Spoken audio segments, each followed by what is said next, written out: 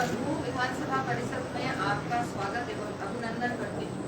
जैसे कि आप जानते हैं कि मैंने अपने माध्यम से आपके माध्यम से अपनी मंशा प्रदेश के सामने रखी थी और कहा था कि युवाओं को निराश नहीं होना है और मेरा पूरा प्रयास रहेगा कि मैं प्रदेश के युवाओं के आशाओं व अपेक्षाओं पर खरी उतरने का प्रयास ईमानदारी से कर सकूं।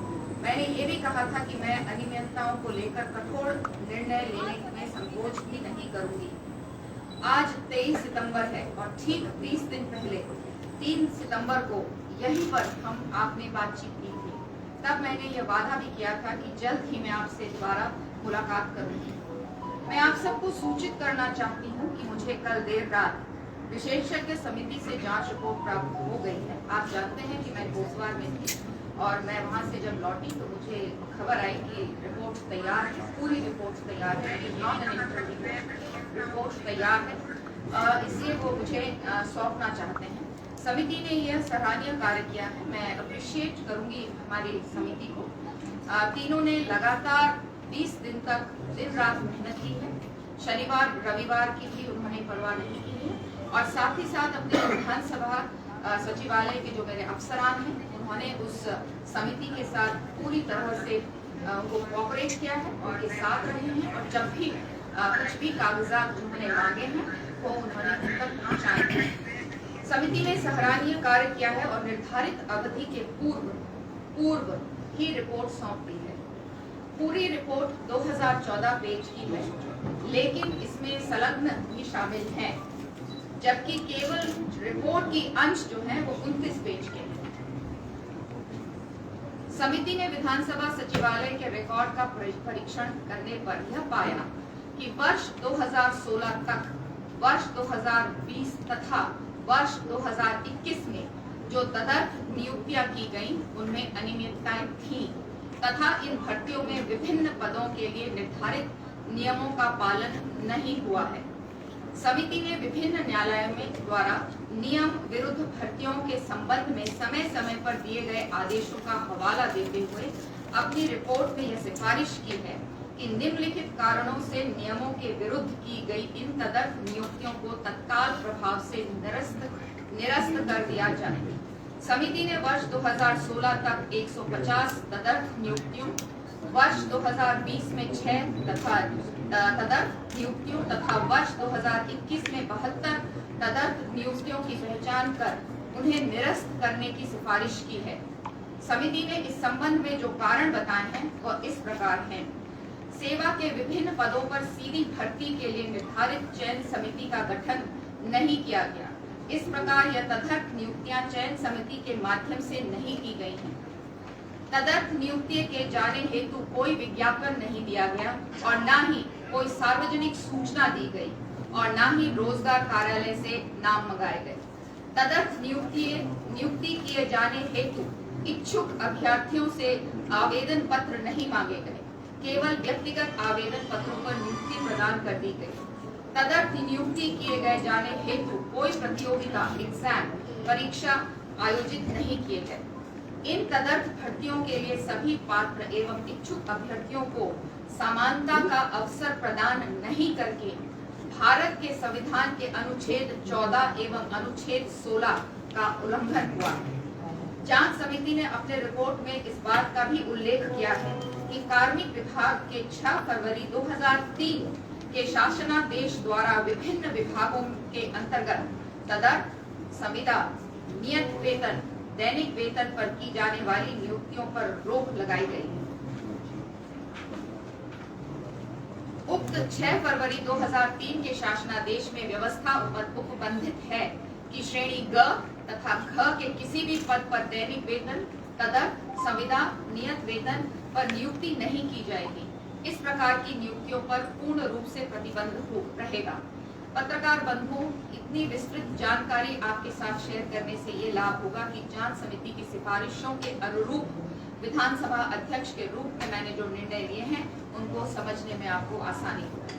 विधानसभा अध्यक्ष के रूप में जांच समिति की अनुशंसा को स्वीकार करते हुए वर्ष 2016 तक की 150 तदर्थ नियुक्तियों को, वर्ष 2020 की 6 तदर्थ नियुक्तियों को तथा वर्ष 2021 की 72 तदर्थ नियुक्तियों को निरस्त करने का निर्णय लिया गया है। चूंकि इन तदर्थ नियुक्तियों को शासन का अनुमोदन प्राप्त है, अतः नियमानुसार इन तदर्थ नियुक्तियों का निरस्त करने के लिए शासन को अनुमोदन लेना आवश्यक होगा। इन नियम विरुद्ध तदर्थ नियुक्तियों को निरस्त करने के लिए अनुमोदन हेतु मैं शासन को तत्काल प्रस्ताव भेज रही हूँ। अनुमोदन प्राप्त होते ही नियम विरुद्ध तदर्थ नियुक्तियां तत्काल समाप्त कर दी जाएंगी। इसी प्रकार उपनल द्वारा की गई 22 नियुक्तियों को भी तत्काल प्रभाव से निरस्त कर रही हूँ। मैं आपको जानकारी देना चाहती हूँ, वैसे जो ये आगे का मैं पढ़ने जा रही हूँ, ये जो 32 हम लोगों ने 32 पदों के लिए जो एग्जाम लिए थे उसके साथ दूसरी बात है। भले ही ये हमारी समिति के मैंडेट में नहीं था, लेकिन क्योंकि जब वो कागजात खंगाल रहे थे तो उन्हें इसकी भी जानकारी मिली, तो इसकी भी जानकारी मैं आपको दे रही हूँ। मैं आपको ये जानकारी भी देना चाहती हूँ कि विधानसभा सचिवालय द्वारा 2021 में 32 विभिन्न पदों पर सीधी भर्ती के लिए आवेदन पत्र मांगे गए थे, जिसके लिए इस वर्ष 20 मार्च को लिखित परीक्षा भी आयोजित की गई थी, जिसका परिणाम अभी तक घोषित नहीं हुआ है। इस परीक्षा के लिए लखनऊ की एक private agency Messrs RMS techno solutions private limited को चयन किया गया था। इस एजेंसी के कार्यकलाप विवादों में रहे हैं और इस पर पेपर लीक के गंभीर आरोप भी लगे हैं, जिसके चलते कम से कम 5 प्रतियोगिता परीक्षा शासन को रद्द करनी पड़ी है और उनकी गिरफ्तारियां भी हुई हैं। विधानसभा सचिवालय में नियमों प्रावधानों का उल्लंघन करते हुए इस एजेंसी का चयन किया गया है। इसमें अनेक वित्तीय अनियमितताएं भी पाई गई हैं। उपलब्ध जानकारी के अनुसार इस एजेंसी को बिल प्राप्त होने के 2 दिन के अंदर बैंक से 59 लाख रुपए का भुगतान भी जारी कर दिया गया था, जिसमें विधानसभा सचिव की भूमिका भी संदेहास्पद पाई गई है। इस परिप्रेक्ष्य में विधानसभा अध्यक्ष के रूप में मैंने ये निर्णय लिया है कि इन 32 पदों पर हुई परीक्षाओं को निरस्त किया जाएगा तथा एजेंसी की भूमिका की जांच की जाएगी तथा नियमानुसार कार्रवाई की जाएगी। विधानसभा अध्यक्ष के रूप में मैंने ये भी निर्णय लिया है कि इस पूरे प्रकरण में विधानसभा सचिव की संदिग्ध भूमिका की जांच की जाएगी। जांच पूरे होने तक श्री मुकेश सिंघल को तत्काल प्रभाव से निलंबित किया जाता है, तत्संबंधी आदेश जारी किए जाएंगे। जांच समिति में दी गई विभिन्न सिफारिशों एवं सुझावों पर कार्रवाई जारी रहेगी। इसमें विधानसभा सचिवालय में कर्मचारी अधिकारियों की राइट साइजिंग, ई-ऑफिस, ई-विधान, पदोन्नति तथा सेवा नियमों में सुधार शामिल रहेगा। अतः मैं पुनः अवगत कराना चाहती हूँ कि वर्ष 2016 तक की 150 तदर्थ नियुक्तियां, वर्ष 2020 की 6 तदर्थ नियुक्तियां को तथा वर्ष 2021 की 72 तदर्थ नियुक्तियों को निरस्त करने के मेरे निर्णय के अनुमोदन के लिए प्रस्ताव शासन को तत्काल भेज रही हूँ। आपको तथा धन्यवाद। आपको और आपके पूरे परिवार को नवरात्रों की भी ढेर सारी शुभकामनाएं। धन्यवाद। मैडम एक सवाल ये था कि 2021 की जो 72 भर्तियां थी, इसको शासन से अनुमति कैसे मिली कि पदों की स्वीकृति किसने दी थी मैडम? ये देखिए, मैं आपको जो मैंने मेरी समिति का जो मैंडेट था और आज तक का जो मेरा मैंडेट था वो मैंने आपको पूरा बता दिया है। मेरा नियमों को जांच करने का मैंडेट था। नियम के तहत 150, 6 और 72 लगे हैं कि नहीं लगे हैं, ये हमने इस पे निर्णय लिया है। और हाँ, ये भी बताना चाहूंगी 2011 से जो पहले की नियुक्तियां हैं वो सब रेगुलर है, विनियमितीकरण शायद कहते हैं, रेगुलर है और इसलिए उस पर हम लीगल ओपिनियन लेंगे और वहां पर भी देखेंगे कि वो किस तरह से लगाए गए और उनके प्रमोशंस में किस तरह से प्रमोशंस किए गए, लेकिन उसमें मुझे लीगल ओपिनियन लेना होगा क्योंकि वो लोग रेगुलर हो चुके हैं। मैडम 2000 लिखा होगा ना पदों की स्वीकृति, समिति ने जांच की है तो ये लिखा होगा कि पदों की स्वीकृति शासन से किस स्तर पर मिली, क्या विचलन से कोई आदेश हुआ है क्या? पदों की स्वीकृति शासन से ही मिलती है, जी। क्या आपको जानकारी होनी चाहिए। हम पद क्रिएट होता है और पद क्रिएट शासन करता है, तो शासन से। मैडम जैसे वित्तीय स्वीकृति नहीं थी पदों की, फिर बाद में वो दी गई, क्या इस तरह का कोई जिक्र है? इस तरह की कोई, आपको मैंने जैसे कहा, आपसे पहले भी मेरी मुलाकात हुई और अब मैं दोबारा से इसको अंडरलाइन कर रही हूँ। मेरी समिति का जो मैंडेट था वो केवल ये था कि नियमों के तहत ये भर्तियां हुई हैं कि नहीं।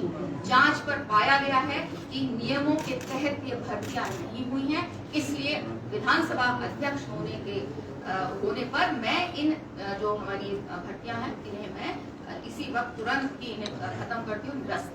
स्पीकर का विशेषाधिकार की बात हुई है, एक मिनट। भेजा है और जो लोग इसमें इन्वॉल्व हैं उनको लेकर के विधानसभा। देखिए, मेरी जांच का मैंडेट नहीं, आप सवाल मुझसे मेरे जांच की मैंडेट का पूछे ना, आप मुझे। मैडम स्पीकर का मैडम विशेषाधिकार। बताया ना मैंने आपको, सचिव को अवकाश में भेजा है। आपको बताया वो रेगुलर। हाँ। रेगुलर हो चुके हैं, तो मुझे उसमें लीगल ओपिनियन लेना। मैडम इसमें स्पीकर के विशेषाधिकार पे कोई टिप्पणी की है? एक मिनट, स्पीकर प्रमोशन दिए जाने का भी मामला है। हाँ, वो अभी उस पे भी जांच हो रही है। स्पीकर हमने केवल ये जो भर्तियां हुई हैं उस पर बात स्पीकर प्रमोशन पर ही हम लोग उस पर। मैडम, आप भविष्य के लिए कोई मैकेनिज्म बनाएंगे? क्योंकि आपसे मैंने उम्मीद। बताया, हाँ। अभी मैंने आपको बताया, ई ऑफिस होगा, डिजिटाइजेशन होगा, राइट साइजिंग का मतलब Exactly, yeah.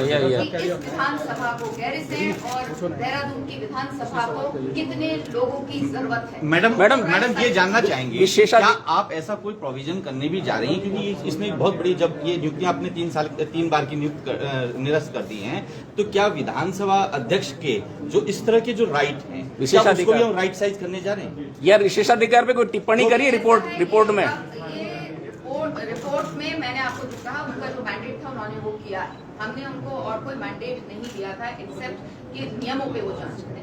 अब ये चीजें आगे देखेंगे, क्या क्या चीजें आती हैं उसको फिर आगे देखा जाएगा। मैडम, इसमें ये पूछना चाह रहे थे, जो बर्तवाल जी भी पूछ रहे थे, एक चीज ये क्लियर कर दीजिए कि क्या किसी विधानसभा अध्यक्ष को ऐसा कोई राइट होता है कि जब चाहे जितनी भर्ती कमेटी ने कुछ इस पे कमेंट किया है? या पद का दुरुपयोग किया? कमेटी ने ऐसा कहा है? देश में किसी को कोई ऐसा, we are within the constitution, there is a framework. उस फ्रेमवर्क के तहत आप लोग काम करते हैं और हम भी काम करते हैं, तो ये इससे ज्यादा और मैं क्या। विशेषाधिकार नहीं, कोई नहीं है, कह दिया उन्होंने। विज्ञापन निकाला था, निरस्त हो गया। वो भी कोविड के समय आपने हजार रुपए उनसे लिए, तो क्या आपको मैं आपके माध्यम से बोलना चाहूंगी कि हम उसको देखेंगे और मैं बिल्कुल बच्चों को और सबको आश्वस्त करना चाहती हूँ कि जो फीस ली गई है या तो वो वापस होगी और नहीं तो नहीं, ये मामला कोर्ट में भी तो है। कोर्ट में किसी और कारण से, मैम, इस कारण से नहीं, मनीष ने भी ये एग्जाम दिया। कारण नहीं है, वो किसी और कारण से। बोल दो। मैंने उसने एग्जाम दिया था। अभी मैं एक और बहुत इम्पोर्टेंट केस अंकिता भंडारी का आप लोगों ने सुना होगा। It is a very sad situation, क्योंकि वो डोम की है, बॉडी की है, मेरा मायका है, तो वहाँ से मुझे खबर आई और उस दिन मैं, क्योंकि डीएम और एसपी साहब बॉडी के साथ में बैठी हुई थी, तो तुरंत हमने पटवारी से केस को शिफ्ट करवाया था थाने में। और कल जो पता चला, सुबह मेरी एसडीएम साहब से बात हुई है कि पकड़ हुई है, कुछ लोग पकड़े गए हैं और पूरी कार्रवाई हो रही है, लेकिन अभी अनफॉर्चुनेटली अंकिता नहीं मिल पाई है। लेकिन मुझे पूरा विश्वास है कि बहुत बढ़िया तरीके से कार्य हो रहा है और अभी डीजीपी साहब से भी मेरी इस बारे में, उनको मैंने बुलाया है और उनसे भी मैं इस पर बात करूंगी और कड़ाई से इस पर जांच होनी चाहिए और बच्ची को ढूंढ के निकालना चाहिए। मैडम, इसमें कोई सैलरी रिकवरी भी होगी? मैडम कोई रिकवरी? ऐसा भी है क्योंकि उसके पिता पूर्व दर्जा राज्य मंत्री रहे हैं, सरकार संरक्षण दे रही थी उसके पिता को इसके रसूख की वजह से।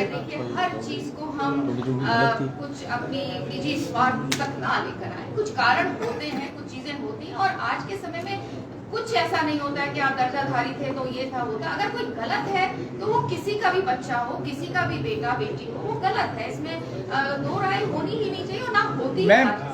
मैम, जो लोगों को जो बाहर निकाला गया है, जिनको बाहर का रास्ता दिखाया गया, क्या इनसे जो सैलरी इनके पास नहीं है उसकी रिकवरी होगी? अभी ये सब देखिए जांच का विषय है। मैं केवल जो मेरी समिति ने कहा था और आप लोग मेरे पास आ रहे थे बार-बार। मैडम, ये कल रात को बहुत देर रात मुझे मिली है और बैठ के मैंने रात रिपोर्ट को मिलेगी हमको madam, report can we see the report? असली बधाई के पात्र पे बैठे हुए हमारे। We are trying to make it as transparent as possible. This is the report, but to hand it over to you, I will have to give me some more time. थोड़ा सा ये कांग्रेस सवाल उठा रही है समिति के ऊपर कि इस तरह विधानसभा अध्यक्ष की जांच नहीं कर सकती, ये इस पर क्या? देखिए, वो उनकी सोच हो सकती है। मेरी जो मंशा थी और जो समिति की मैं जानती थी कि समिति बहुत ही निष्ठा से एक इस प्रदेश के बड़े अफसर रहे हैं और निष्ठा से, ईमानदारी से अच्छे से एक रिपोर्ट मेरे पास आएगी। वो हमारी भी मंशा थी और सभी की वो मंशा थी और वो रिपोर्ट आई है। इसलिए मुझे इस बारे में कुछ भी नहीं कहना है। टिप्पणियां होती हैं, किसी को पसंद आ सकती हैं, किसी को नहीं आ सकती हैं, लेकिन मेरी मंशा मैंने आपके सामने रखी है और मेरी समिति ने, मैं धन्यवाद करना चाहती हूँ समिति को कि इतनी तेजी से काम करके शायद इतनी जल्दी इतनी सारी चीजों को पढ़ना देखना मैं तो उनसे नहीं सुनती थी, लेकिन मुझे जो अपने अफसरान से पता चला है कि दे आर सो गुड, अपने रूल्स और रेगुलेशंस में इतने वो ज्ञाता हैं कि उनको काम करते हुए देखकर हमारे भी अफसरों ने बहुत कुछ उनसे सीखा है। तो टिप्पणी होती है, किसी को अच्छी लगेगी, किसी को बुरी लगेगी, लेकिन हमारा काम ये है कि हम इंस्टीट्यूशंस को कैसे बचाएं, इंस्टीट्यूशंस को और स्ट्रेंथन कैसे करें। और मुझे लगता है इस रिपोर्ट के माध्यम से हम अपने इंस्टीट्यूशन को बहुत ज्यादा स्ट्रेंथन कर सकते हैं। और सचिव का नए सचिव के बहुत इंपॉर्टेंट पोस्ट है, वेरी इंपॉर्टेंट। कि किस तरह से हम कर सकते हैं। अनफॉर्चुनेटली आई डोंट थिंक इतनी जल्दी में मैं आप लोगों को इसका जवाब दे सकती हूँ। आई एम लुकिंग, मेरे को भी चाहिए विधानसभा में सही। कार्यवाहक जिम्मेदारी दी है ना तो दे रखी थी ना। प्रभारी सचिव है हमारे, लेकिन किस तरह से विधानसभा को सुचारू रूप से चलाया जाएगा उस पर हमको काम मैं भी ऊपर बता दीजिए कि टोटल कितने पद भरे गए थे, कब भरे गए थे और कब से 32 वाले की बात 22 अंकिता में तो उन्होंने बता दिया कि उसके मर्डर हो गया, दो गिरफ्तारी